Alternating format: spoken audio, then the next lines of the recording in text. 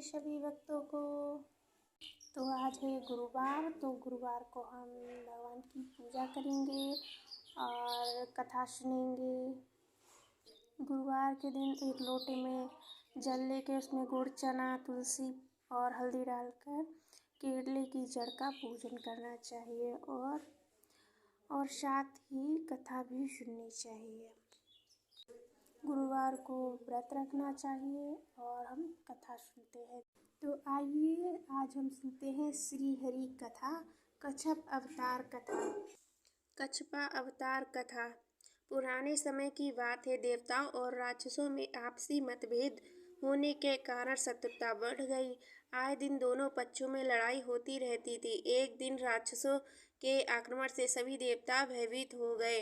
वे भागते भागते ब्रह्मा जी के पास गए। ब्रह्मा जी की राय से वे सभी लोग जगत गुरु की शरण में जाकर प्रार्थना करने लगे। देवताओं की प्रार्थना से प्रसन्न होकर भगवान ने कहा, देवताओं, तुम लोग दानवराज बलि से प्रेम पूर्वक मिलो। उनको ही अपना नेता मानकर समुद्र मंथन की तैयारी करो। समुद्र मंथन के अंत में अमृत निकलेगा, उसे पीकर तुम लोग अमर हो जाओगे। यह कहकर भगवान अंतर्ध्यान हो गए। इसके बाद देवताओं ने बलि को नेता मानकर वासुकी नाग को रस्सी और मंदराचल पर्वत को मंथनी बनाकर समुद्र मंथन शुरू किया। परंतु जैसे ही मंथन शुरू हुआ कि मंदराचल पर्वत समुद्र में डूबने लगा, सभी लोग परेशान हो गए। अंत में निराश होकर भगवान श्री हरि का सहारा लिया। भगवान श्री हरि तो सब जानते हैं। उन्होंने हंसकर कहा, सब कार्यों के प्रारंभ में गणेश जी की पूजा करनी चाहिए। बिना उनकी पूजा के कार्य सिद्ध नहीं होता। यह सुनकर वे लोग गणेश जी की पूजा करने लगे।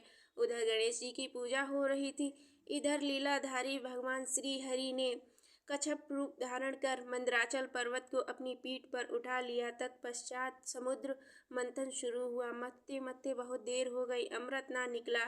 तब भगवान ने सहस्त्रबाहु होकर स्वयं ही दोनों हाथों दोनों तरफ से अपने आप ही मथना प्रारंभ किया।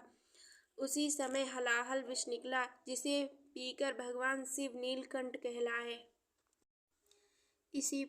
इसी प्रकार कामधेनु, उच्चश्रवा नामक घोड़ा, ऐरावत हाथी, कौस्तुभ मणि, कल्पवृक्ष, अप्सराएं, भगवती लक्ष्मी, वारुणी, धनुष, चंद्रमा, शंख, धन्वंतरी और अंत में अमृत निकला। अमृत के लिए देवता और दानव झगड़ने लगे। तब भगवान श्री हरि ने अपनी लीला से अमृत देवताओं को ही दिया। अमृत पीकर सभी देवता अमर हो गए। वे युद्ध में विजयी हुए। विजयी देवता बार बार कच्छप अवतार भगवान श्री हरि की स्तुति करने लगे। उनकी स्तुति से प्रसन्न होकर भगवान श्री हरि ने कहा, देवताओं, जो लोग भगवान के आश्रित होकर कर्म करते हैं वे ही देवता कहलाते हैं। उन्हें ही सच्ची सुख, शांति और अमृत या अमृत तत्व की प्राप्ति होती है। किंतु जो अभिमान के सहारे कर्म करते हैं उन्हें कभी भी अमृत की प्राप्ति नहीं हो सकती है। यह कहकर भगवान श्री हरि कच्छप अवतार श्री हरि अंतर्ध्यान हो गए। भक्तों के परम हितैषी कच्छप अवतार भगवान श्री हरि को हम सब नमस्कार करते हैं। सभी भक्तों को राधे राधे।